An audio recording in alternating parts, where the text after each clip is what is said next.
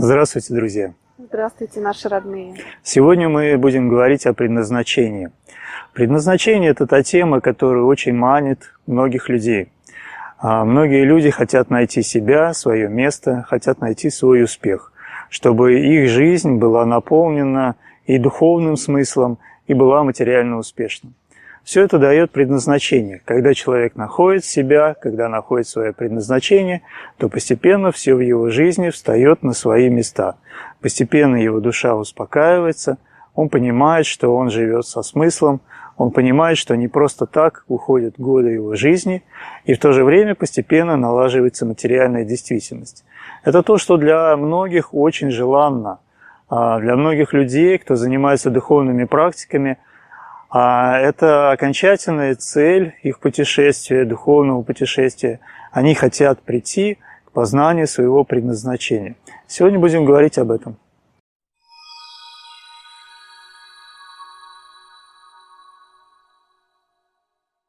Многие люди более-менее успешно находят себя в повседневности.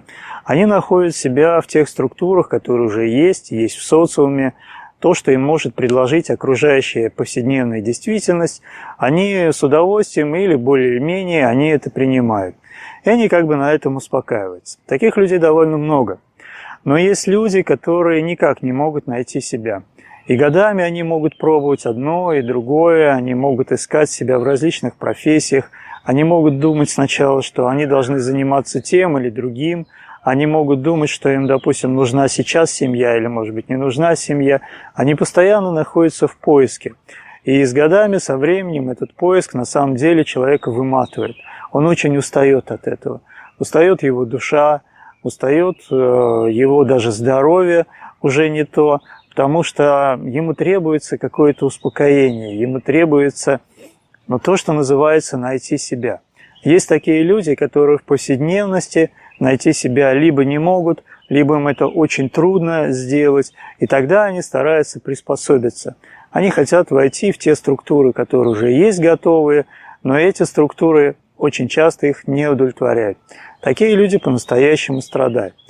И в определенном возрасте, чаще всего это бывает в кризис средних лет, примерно к 30 годам, такие люди начинают активно заниматься духовностью. Они начинают активно искать себя. Вот эта тема поиска себя для них становится животрепещущей. И на этом пути они опять сталкиваются с различными вариантами. Вариантов очень много. Опять-таки предлагается и традиционные духовные направления, христианство, мусульманство, буддизм, индуизм. Предлагаются современные направления. Очень богатый выбор в течение New Age, например. Люди пробуют и то, и это, и другое, и третье. Сейчас модные славянские направления и так далее. И таким людям может казаться, что вот целая группа людей, их много, они так счастливы, они выглядят счастливыми, а я себя никак не могу найти ни здесь, ни там, нигде. И такие люди опять разочаровываются, опять они понимают, что и в теме духовности они не могут найти себя, не могут найти вот что-то свое именно созвучное. Я не хочу сказать, что это всегда так. Конечно, нет. Есть масса людей, которые прекрасно себя находят в тех или иных духовных направлениях, которые считают, что они нашли себя, и там их место, и они всем удовлетворены.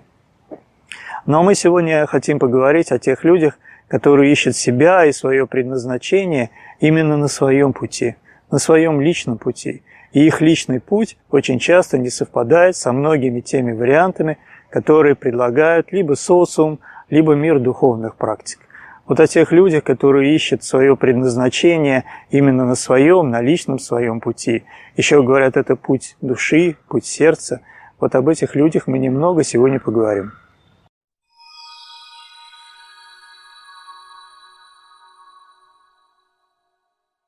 Такие люди, которые вот так ищут себя, свой путь души, они часто неосознанно ищут его с самого детства.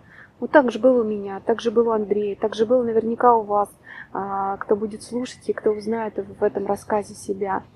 И когда уже осознанно случился, например, мой поиск, пути души. Я именно так и называла. Это путь моей души. Что же хочет моя душа? Что же хочет она делать? Чем же она хочет заниматься? Какой же мой путь? Вот эти вопросы у меня очень ярко встали. Наверное, за 2 года, получается, до встречи с Андреем. Это очень сильный был насущный вопрос, который не давал мне покоя. Я смотрела на то, как находят себя люди вокруг, в каких-то структурах уже созданных. И я не могла никак понять, ну что же они там находят, и почему я не могу себя нигде найти, почему мне не подходит что-то уже готовое, то, что уже создано, то, что уже давно существует.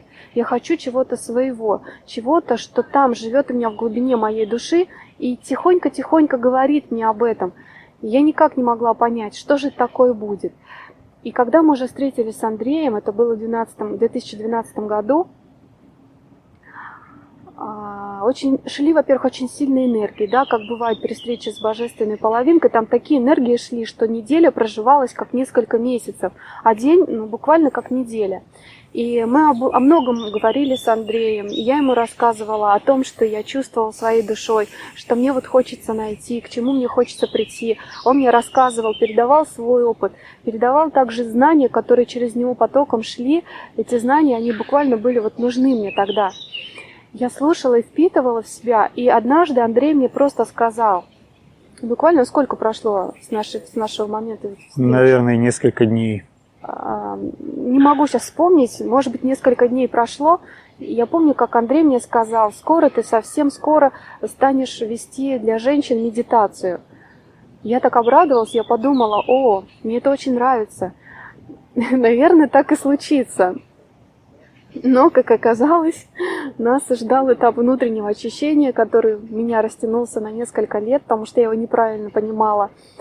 И эти медитации я стала вести буквально в 2018 году. Начала их вести, и сейчас уже без этого я не представляю свою жизнь. Я уже понимаю, что да, во-первых, Андрей тогда мне пророчествовал мое предназначение, но я не знала как, вообще ничего не знала, честно говоря.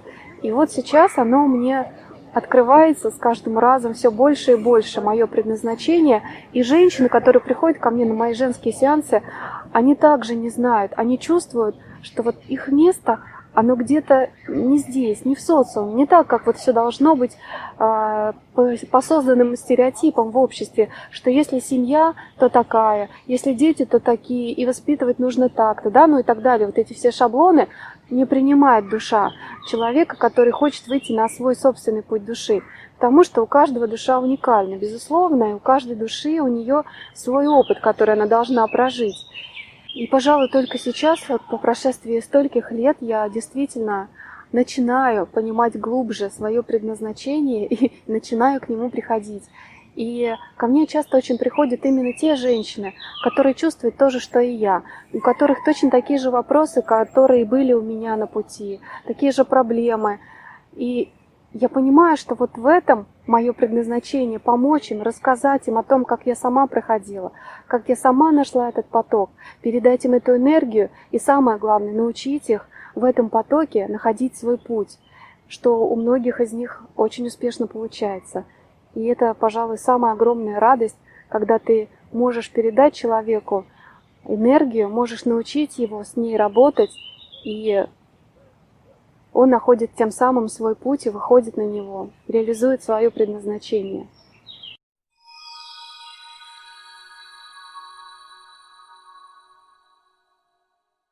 Во всех наших видео мы всегда говорим о пути родных душ, потому что это наш родной путь. И я, и Шанти, мы нашли себя и нашли свой путь именно в 2012 году, когда мы повстречались. Встреча с божественной половинкой – это не просто судьбоносная встреча, которая дает вам невероятное ощущение энергии, невероятный полет любви и так далее. В этой встрече заложен колоссальный потенциал, и в том числе там заложено ваше предназначение. Когда вы встречаете свою божественную половинку, если ваша любовь безусловная, если ваше сердце очищается, если вы не привязываетесь к личности, то значит вам открывается дорога к познанию своего предназначения. У нас именно так и получилось. Причем осознали мы это не сразу же.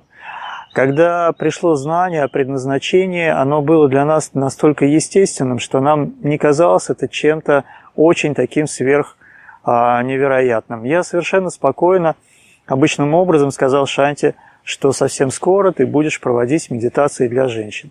Почему я так сказал? Почему пришло это знание? Мне непонятно. Оно просто пришло. Я просто это сказал. И так случилось. А Шанти, в свою очередь, сказала мне заветные слова. И у меня была мечта. Я говорил ей о том, что я мечтаю вот об этом. Она мне сказала: да, у тебя это будет. Мы друг другу как бы преподнесли это знание о предназначении. Так получается при встрече с божественной половинкой, так действительно происходит. Ваше предназначение, оно раскрывается. Поэтому, если вы встречаете свою близнецовую половинку, или мы предпочитаем говорить божественную половинку, то это означает не только встреча с каким-то конкретным человеком, что тоже, конечно, есть. Это означает, что вы раскрыли самую глубину своей души. Это значит, что в вашей глубине души раскрылось вам ваше предназначение, для чего вы родились, кто вы есть на этом свете. Может быть, не все, не сразу это осознают. У всех это происходит по-разному. У кого-то требуется какое-то время для того, чтобы произошло осознавание этого предназначения. Но это произойдет обязательно, если ваша любовь безусловна, если ваше сердце, ваша душа открыта этому потоку любви. Этот поток любви возносит вас высоко, активизируется ваше атманическое тело, и именно в атманическом теле у вас заложена программа предназначения.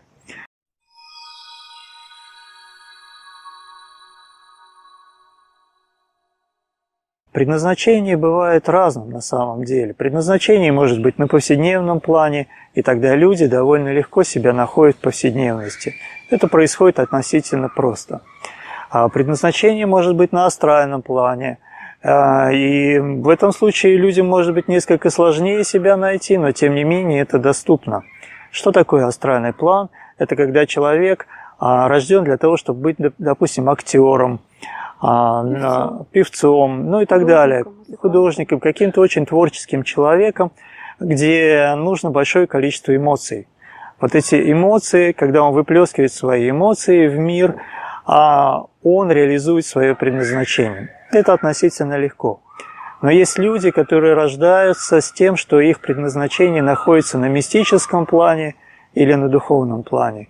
И не всегда бывает людям легко и просто найти себя вот в таких условиях. То есть для них требуется особенный путь на этот мистический, на духовный план, который возвышает их. И когда происходит встреча либо с родственной душой, либо с божественной половинкой, ваше сознание, ваша душа раскрывается, ваше сознание устремляется на этот мистический духовный план, и для вас ваше предназначение становится очевидным.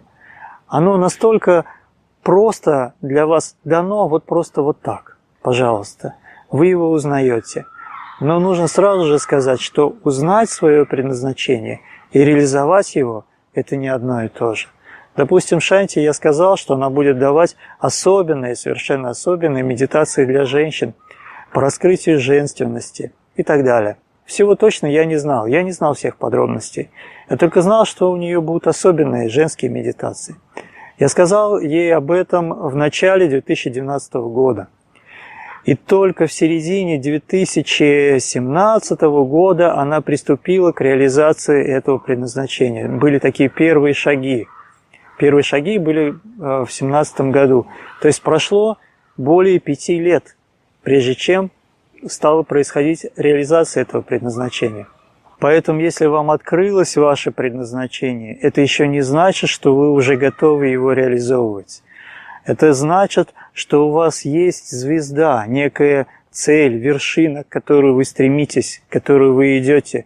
Вы уже знаете, куда, хотя бы примерно знаете, куда вам идти. Но этот путь может занять несколько лет. Бывают такие случаи, когда человек, познав свое предназначение, он может сразу же приступить к реализации этого. Но это исключительный, редкий случай. Но в основном все-таки человек преодолевает определенные трудности, и эти трудности, как правило, носят внутренний характер. У него внутри есть кармические узлы, есть различные препоны, внутренние блоки, комплексы, нерешенные проблемы внутреннего характера, которые он должен решить, прежде чем его душа, так сказать, устремится к реализации этого предназначения. Ведь реализация предназначения, которая на мистическом и на духовном плане, это совершенно особенная реализация. Это не то, что вы просто можете овладеть профессией, закончить курсы какие-то, например, курсы медитации, курсы йоги или курсы еще какие-то, и будете это давать, и будет реализация вашего предназначения. Это далеко не всегда так. Реализация предназначения на мистическом и на духовном плане требует от вас довольно большого уровня энергии. Тут недостаточно просто получить сертификат или специальные знания. Это определенное состояние сознания, это определенное состояние вашей души. И что это за состояние? Сейчас мы расскажем.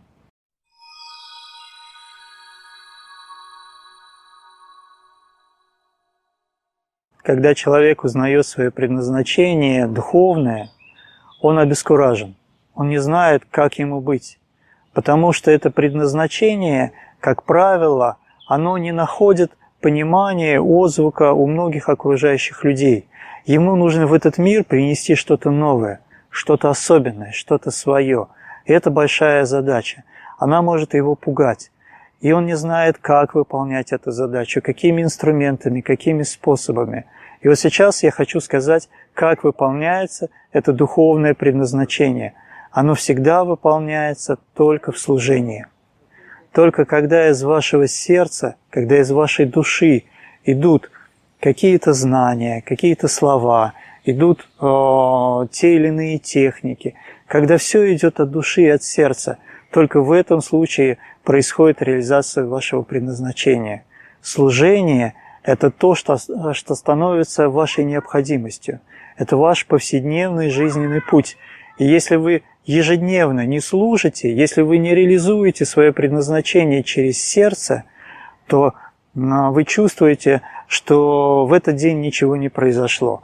Но если только ваше сердце могло передать, ваша душа могла передать кому-то то, что заложено в вашем предназначении, то вы считаете, что этот день прекрасен, он удался.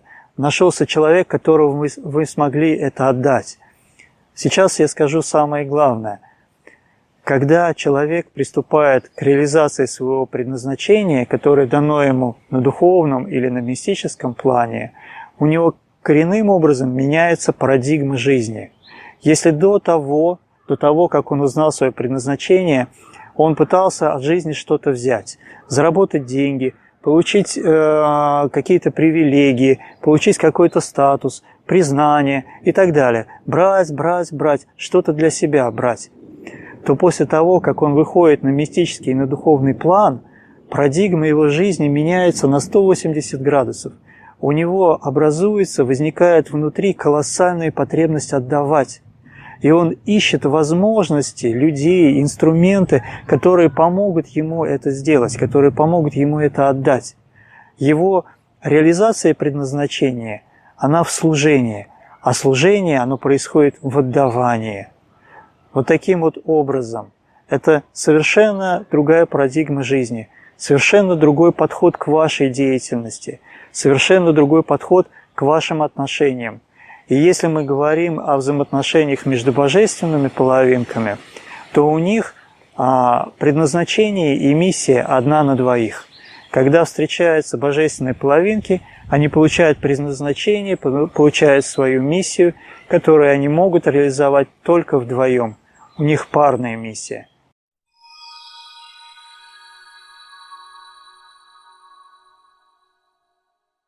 И наверняка те, кто слушал нас сегодня, когда Андрей говорил о том, что вот мы встретились, и я нашла свое предназначение, он нашел свое предназначение, наверняка будут вопросы о том, что предназначение при встрече божественных половинок, оно у каждого свое, отдельное, или все-таки должно быть общее предназначение?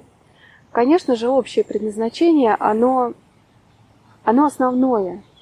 Но поскольку вы мужчина и женщина, у вас опыт души, у каждого свой наработан. И, кстати, очень часто в паре божественных половинок у них наработаны разные опыты души. Настолько разные, что можно сказать, что это черное и белое. Это именно для того, чтобы, когда они соединились, когда они начали служить и нести свои знания миру, они могли обогатить свои знания с разных сторон. Вот у нас с Андреем разный опыт. Мы не будем сейчас углубляться конкретно, это и не важно. Он передает свой опыт, я передаю свой опыт. И у кого-то откликается тот путь, о котором говорит Андрей, у кого-то откликается то, что говорю я. И все вместе, оно не противоречит друг другу. Вот это наше общее предназначение. Конечно же, мы несем каждый свое предназначение. Он несет свое предназначение как мужчина, я как женщина. И достичь вот этого непротиворечивого единства, когда я даю свое, Шанти дает свое, и вместе это единое целое, достичь этого непротиворечивого единства возможно только пребывая довольно на высоких уровнях сознания, это мистический план сознания и духовный план сознания. Когда вы находитесь на высоких планах сознания, тогда все эти как бы внешне противоречивые подходы, они объединяются в одно. Какова же наша обоюдная, целостная миссия? Наша миссия – это нести знания, энергии, нести различные техники, которые позволяют вам пробуждаться в потоке любви, которые позволяют вам принять этот поток любви, принять его в себе и двигаться в нем.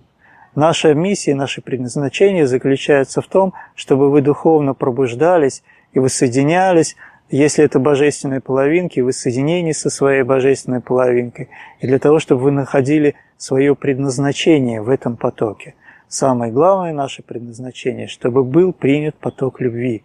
Когда вам дается эта любовь, чтобы вы могли ее принять, для того, чтобы вы могли осознать ее многогранность, осознать ее глубину, осознать ее колоссальный потенциал.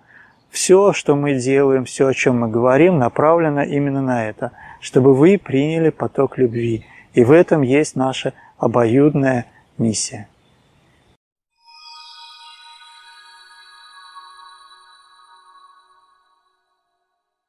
Тому человеку, который пришел к своему служению, ему нужно обрести действительно мастерство, когда он может отдавать изначально бескорыстно, когда он может отдавать именно потому, что у него есть глубочайшая, очень сильная потребность это передать.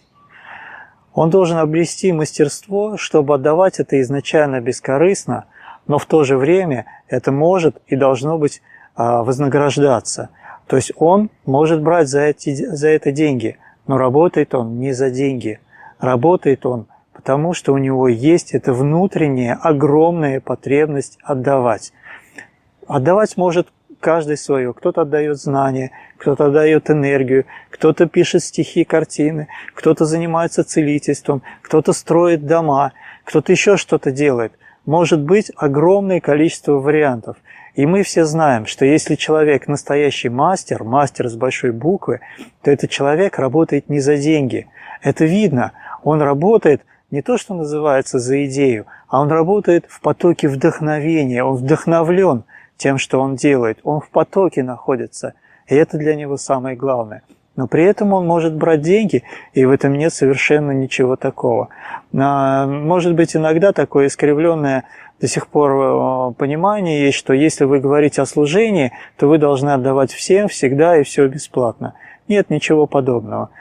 Каждый отдает в своем потоке и отдает свое. Настоящий мастер, мастер с большой буквы, он работает только в своем потоке.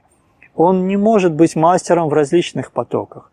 Если он заявляет о том, что он и швец, и жнец, и на дуде, и грец, значит, это еще не мастер. Он не дошел до того уровня, до той вершины, когда он может делать только свое дело и делать его наиболее качественно, делать его уникально, делать его так, как никто не может другой сделать. Это и есть признак настоящего высокого мастерства. Это и есть признак служения. Человек служит в потоке. Самое главное, когда вы находите свое предназначение, когда вы чувствуете в себе искреннюю жажду служения, необходимость служения, это всегда, когда вы действуете, всегда находиться в потоке. Если это происходит, это и есть самое главное. Если это происходит, это значит, вы не только нашли, познали свое предназначение. Это значит, что вы начинаете его реализовывать, и вы его уже реализуете. Оно уже воплощается. Оно уже начинает служить людям. Оно уже меняет жизнь других людей. И меняетесь вы при этом, и меняются другие люди. Мир обогащается. Вот в этом и заключается самая главная задача и самая большая награда, настоящее сокровище для того человека, который нашел свое предназначение. Награда, сокровище, самый высокий уровень мастерства находится в том, когда он служит в своем потоке.